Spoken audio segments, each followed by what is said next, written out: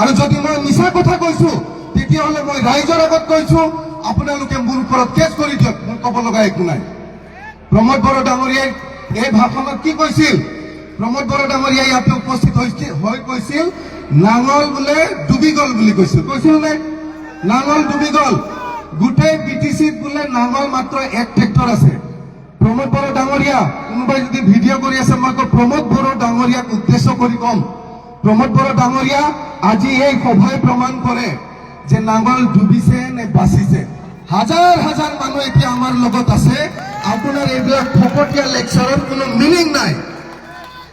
মই আপোনালোকক কওঁ, যোৱা এমপি নিৰ্বাচনত আমি বিটিচিত 4.5 লাখ ভোট পাইছো। প্ৰমোদ বড়ো ডাঙৰীয়াই বিজেপিৰ লগত লগ লাগি এজেপিৰ লগত লগ লাগি মাত্ৰ 5 লাখ ভোট পাবলৈ সক্ষম হৈছে। আৰু আমি যি 4.5 লাখ ভোট পাইছো, এয়া আপোনালোকৰ ভোট, এয়া ৰাইজৰ ভোট। ৰাইজে আমাক মৰম কৰি ইমান সংখ্যক ভোট দিবলৈ সক্ষম হৈছে। গতিকে আপুনি নাঙল ডুবি যোৱা বুলি নকব, আৰু মাত্ৰ কেইদিনমান অপেক্ষা কৰক, আপোনাৰ ট্ৰেক্টৰহে ডুবিব। ডুবিবনে নাই? ডুবাব লাগিব আমি, নহলে কি হব? প্ৰমোদ বড়ো ডাঙৰীয়াই, আমাৰ শাহজাহান আলী ডাঙৰীয়াই অলৰেডি বহুত কাগজ দেখাইছে আপোনালোকক। ভীষণ ষড়যন্ত্ৰ চলাই আছে প্ৰমোদ বড়ো ডাঙৰীয়াই। কেৱল মুছলমানক উচ্ছেদৰ নটিচ দিছে।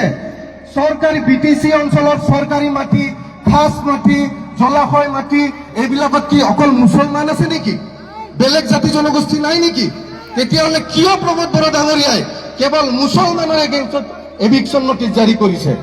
গতিকে আমি গম পাইছো তেওঁৰ যি কাৰুকাৰ্য, ইয়াৰ পৰা গম পাইছো এই প্ৰমোদ বড়ো ডাঙৰীয়াই আমাৰ ভীষণ সমস্যাৰ সৃষ্টি কৰিব গৈ আছে।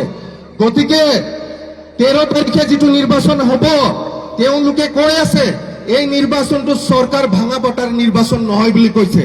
কিন্তু আমি সংখ্যালঘু ৰাইজ হিচাপে 13 তাৰিখৰ যিটো নিৰ্বাচন, এই নিৰ্বাচনটো চৰকাৰ ভাঙা বটাৰ নহয়।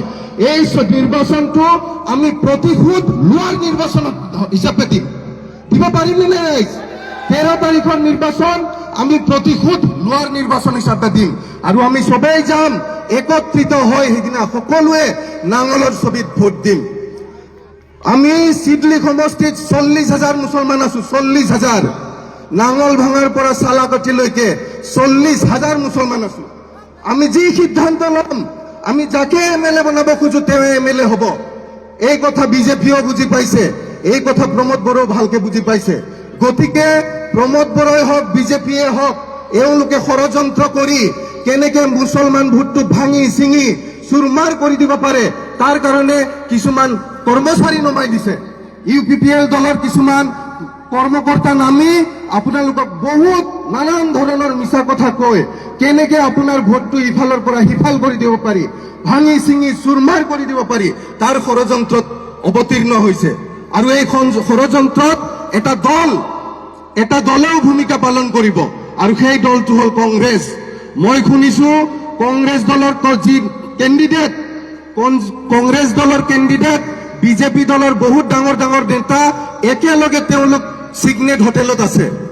এই চিগনেট হোটেলত তেওঁলোকে ষড়যন্ত্ৰ ৰচনা কৰি আছে, আৰু কেনেকে মুছলমান ভোটটো ভাঙি চিঙি চুৰমাৰ কৰি দিব পাৰি তাৰ ষড়যন্ত্ৰ ৰচনা কৰি আছে। তাৰ কাৰণে সকলো ধৰণৰ পন্থা তেওঁলোকে অৱলম্বন কৰিব। মই আপোনালোকক অনুৰোধ জনাম যাতে কংগ্ৰেছ দল চিডলিত জিকিব নেকি? জিকাৰ চান্স আছে নেকি? 1% চান্স আছে নেকি? হিমালয় পৰ্বত যদি ভাঙি সাগৰো হৈ যায়, মহাসাগৰো হৈ যায়, কংগ্ৰেছ দল ইয়াতে জিকিব নোৱাৰে। আৰু যদি কংগ্ৰেছ দলত ভোট যায়, সেয়া এটাই হওক, সেয়া 5টাই হওক, সেয়া 10টাই হওক, সেয়া 500টাই হওক, কংগ্ৰেছ দলত ভোট যোৱা মানে আমাৰ ভোটটো ভাঙি যোৱা আৰু বিজেপি UPPLক জিকাৰ সুবিধা কৰি দিয়া। গতিকে মই সকলো ৰাইজ, ছাতিপুৰবাসী ৰাইজক মোৰ ফালৰ পৰা অনুৰোধ জনাম, এজন মুছলমান শিক্ষিত যুৱক হিচাপে অনুৰোধ জনাম যাতে কংগ্ৰেছ দলত এটাও ভোট নাযায়। হ'বনে? যাতে কংগ্ৰেছ দলত এটাও ভোট নাযায়। কংগ্ৰেছত ভোট যোৱা মানে হ'ব বিজেপি আৰু UPPLক জিকাৰ সুবিধা কৰি দিয়া। গতিকে মই দীঘলীয়া ভাষণ নাৰাখিম, এইখিনিয়ে কয় 13 তাৰিখে যাতে আপোনালোক সবেই গৈ প্ৰমোদ বড়ো ডাঙৰীয়াক দেখাই দিয়ে আমাৰ শক্তি কিমান, আমি কেনে ধৰণৰ নীতি নিৰ্ধাৰণ কৰিব পাৰো, কেনেকে আপোনাৰ যিবিলাক ভুৱা প্ৰতিশ্ৰুতি, যিবিলাক মুছলমান বিৰোধী নীতি, ইয়াৰ প্ৰতিশোধ ল'ব পাৰো, তাৰ কাৰণে 13 তাৰিখে গৈ আপোনালোকে সবেই একত্ৰিত হৈ নাঙলৰ ছবিত ভোটদান কৰক, হাগ্ৰামা মহিলাৰীক আৰু শক্তিশালী কৰক, আৰু এই বিটিচিক সুৰক্ষিত হৈ থকাৰ আৰু আমাৰ ল'ৰা ছোৱালীৰ ভৱিষ্যত সুৰক্ষিত কৰাৰ যি সিদ্ধান্ত, এই সিদ্ধান্ত গ্ৰহণ কৰো। ধন্যবাদ।